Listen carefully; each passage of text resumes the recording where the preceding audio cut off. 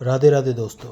तो आज फिर लेकर आ गया हूँ मैं आपके लिए एक नई हॉरर स्टोरी जिसका नाम है उत्तराखंड की रहस्यमय घाटी। कहानी शुरू करने से पहले अगर आपने हमारा चैनल सब्सक्राइब नहीं किया हो तो सब्सक्राइब कर दें और बेल आइकन दबाना ना भूलें।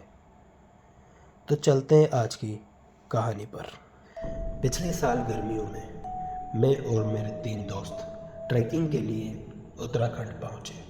हमारी मंजिल थी मंगला चौकताल, एक ऐसी झील जो घने जंगलों के बीच छिपी थी। गांव वालों ने हमें सख्त चेतावनी दी थी, सूरज ढलने से पहले लौट आना, वहाँ एक काला साया रहता है। हमने हंसते हुए कहा, भूत प्रेत कुछ नहीं होते, और ऐसा बोलकर आगे बढ़ गए। और सुबह जल्दी हमने चढ़ाई शुरू कर दी। रास्ता बेहद कठिन था।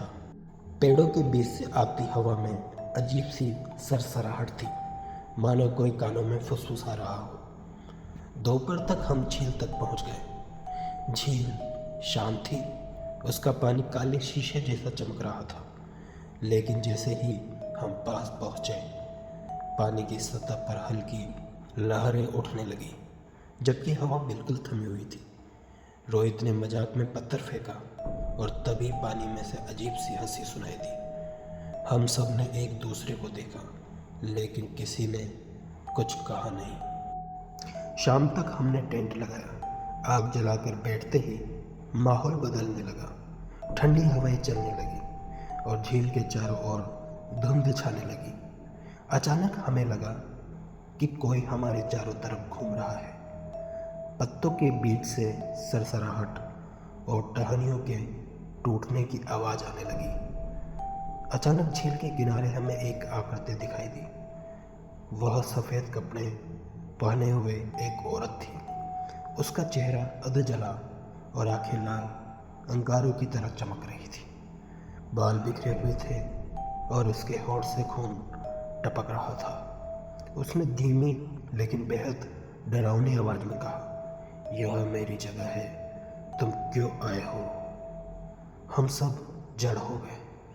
टॉर्च की रोशनी जैसे ही उसके चेहरे पर पड़ी, वह और पास आ गई। तभी रोहित ने घबराकर दौड़ना शुरू कर दिया, परंतु जितना वह दौड़ता उतना ही झील के पास पहुंच जाता, जैसे जगह एक चक्रव्यूह बन गई हो।